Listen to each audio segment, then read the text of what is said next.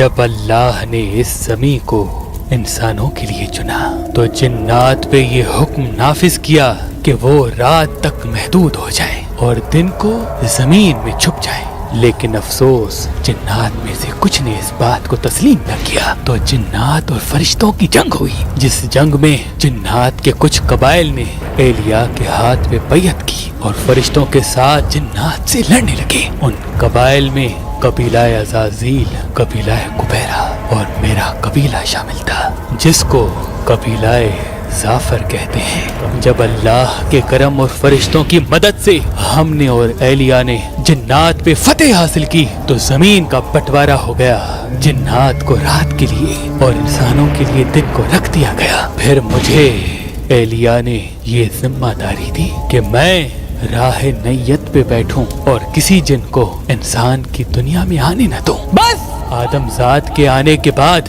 وقت گزر ہی رہا تھا کہ اتنی دیر میں میرے پاس یہ خبر پہنچی کہ اولاد ایلیا پہ آدم ذات ظلم کر رہے ہیں۔ میں حیرت سے جب زمین نینوا پہنچا تو دیکھا کہ میرے آقا کا بیٹا حسین اپنی گود میں اپنے جوان بیٹے کا لاش رکھے ہوئے ہیں۔ میرے مولا کا ایک ہاتھ زمین کربلا پہ ہے اور ایک ہاتھ علی اکبر کے سینے پہ۔ بس اللہ اکبر کہہ کے مولا نے جیسے برچی کو نکالا، اس کا جوان بیٹا تڑپنے لگا، اکبر کے خون سے زمین کربلا رنگین ہونے لگی۔ میرے مولا کا بیٹا فرمانے لگا، دیکھ دادا ابراہیم، نہ میری آنکھوں پہ پٹی ہے نہ میرے اسماعیل کے ہاتھ بندھے ہوئے ہیں، میری یہ قربانی اللہ کے دین کے لیے ہے۔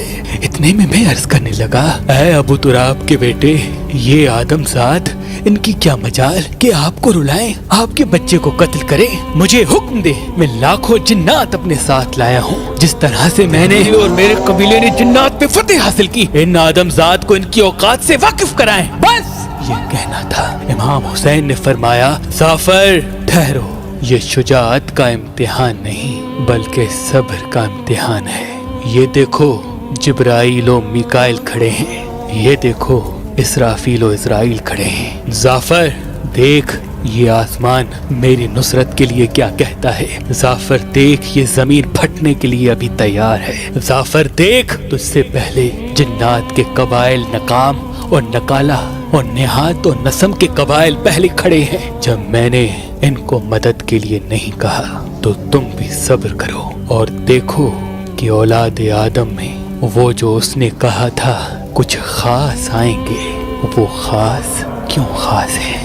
میں دیکھتا رہا، میری قوم روتی رہی، اتنے میں میرے امام اپنے ننھے بچے کو لے کے آئے اور آدم ذات سے کہنے لگے، اے لوگو، اس معصوم بچے کو 2 بوند پانی پلا۔ میں نے دیکھا ابو تراب کا پوتا پیاس سے تڑپ رہا تھا اور آدم ذات ہنس رہے تھے، جنات، فرشتے، انبیاء رو رہے تھے۔ میں پھر سے آیا اور عرض کرنے لگا، اے میرے مولا کے بیٹے، مجھے حکم دے، یہ نہر فرات آپ کے قدموں سے بہاؤں۔ امام حسین نے کہا، زعفر تو میری خوشی چاہتا ہے اور میں اس کی خوشی چاہتا ہوں۔ اس کی خوشی یہ ہے کہ میں اور میری اولاد اس زمین کربلا میں کٹ جائے، ہماری لاشوں پہ گھوڑے دوڑائے جائیں، ہماری عورتوں کو بے پردہ کر کے بازاروں میں پھرایا جائے۔ جب تک نبی کا خاندان اس رستے سے نہیں گزرے گا تب تک اللہ کا دین نہیں بچے گا۔ میں دیکھتا رہا، بار بار فریاد کرتا رہا، امام حسین ایک ایک قربانی دیتے رہے۔ میں مسلسل اپنے قبائل کے ساتھ طواف کربلا کرتا رہا اور ایک ایک لاش پہ آیا، کبھی قاسم کے ٹکڑوں کو دیکھا، کبھی عباس کے بازوؤں کو دیکھا، کبھی حر کے گلے کو دیکھا، کبھی حبیب کے سر کو دیکھا۔ بس اتنی دیر میں میرا مولا حسین میدان آیا۔ میرے مولا حسین کا میدان آنا تھا، مجھے وہ فرشتوں اور جنات کی جنگ یاد آ گئی جو میں نے امام حسین کے بابا کے ساتھ لڑی تھی۔ وہی روب تھا، وہی جوش تھا، وہی ذوالفقار۔ آدم ذات گھبرانے لگے، کوئی یہاں بھاگنے لگا، کوئی وہاں بھاگنے لگا۔ جب ہزاروں کے لشکر نے علی کے شیر کے سامنے مات کھا لی تو آدم ذات میں سے کسی نے کہا، یہ علی کا بیٹا ہے، چاروں طرف سے گھیر لو اور تیر، بھالے، نیزے دور سے پھینک کے مارو، جو قریب جائے گا وہ فنار ہوگا. دور سے مارتے رہتے ہیں, کبھی نہ کبھی تو حسین ضرور زین سے زمین پہ گرے گا. بس ہزاروں لوگوں نے میرے بولا کے بیٹے پہ حملہ کر دیا اور کسی نے خیام کو آگ لگا دی. میرا بولا کبھی لشکر کی طرف جاتا ہے, کبھی خیام کو بجھانے کے لیے جاتا ہے.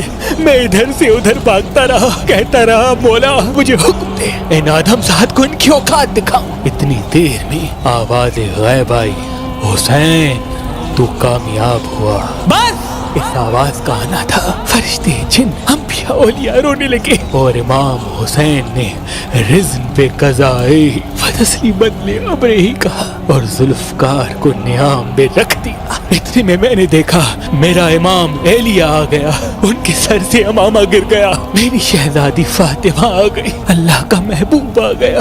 امام حسین گھوڑے کی زیر سے زمین پہ آئے, سجدے میں سر ہے, اللہ کا ذکر ہے.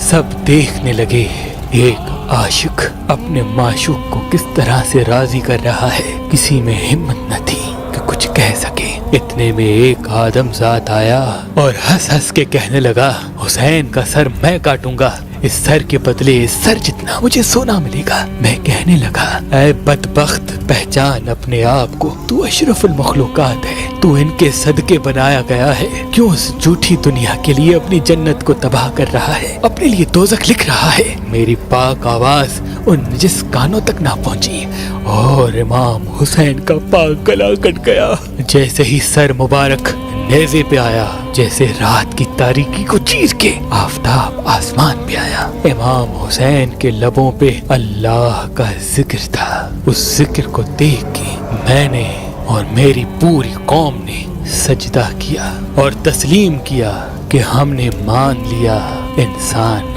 اشرف المخلوقات ہے. اگر ایسے انسان ہوتے ہیں تو ان کو ایک سجدہ نہیں بلکہ لاکھوں سجدے کیے جائیں تب بھی کم ہیں. صدیوں پرانا ہم شمسی جعفری سادات کا خاندانی اثاثہ, روحانی طاقت والا حسینی عقیق, جس پہ خاص اسم اعظم دم کیے ہوئے ہیں. آج کل اور پرسوں کسی بھی پتھر کے ساتھ مہربان اسٹون سے مفت حاصل کریں. وہ اللہ کے ولی حضرت شاہ شمس تبریز سبزواری حسینی عقیق پہ خاص اسم اعظم دم کرتے اور اپنے عقیدت مندوں کو کہتے, آج سے یہ عقیق اپنی شمس والی انگلی میں پہنا کرو. دیکھنا یہ حسینی عقیق تمہارے چاروں طرف ایک روحانی طاقت کو قائم کر دے گا. جہاں جہاں تم جاؤ گے تمہاری اہمیت لوگوں کے دلوں پر حاوی ہوگی. تمہاری باتوں کو لوگ تسلیم کرنے لگیں گے اور ساتھ ساتھ نظر, حسد, ہر قسم کی نحس طاقت کبھی بھی تم پہ حاوی نہیں ہوگی. فتح و کامیابی کے راستے تمہارے ساتھ ساتھ ہوں گے.